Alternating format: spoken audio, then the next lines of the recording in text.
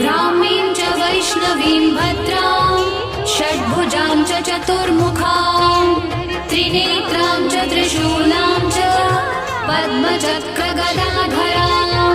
पीताम्बरधरां देवीं नानालङ्कारभूषितां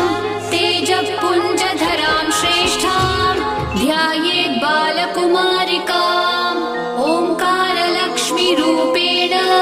विष्णोर्हृदयमव्ययम् विष्णुमानन्दमध्यस्थम् ह्रीङ्कारबीजरूपिणी ॐ क्लीं अमृतानन्दभद्रे सत्य आनन्ददायिनी ॐ श्रीं दैत्यभक्षरदां शक्तिमालिनि शत्रुमर्दिनी तेजःप्रकाशिनी देवी वरदा शुभकारिणी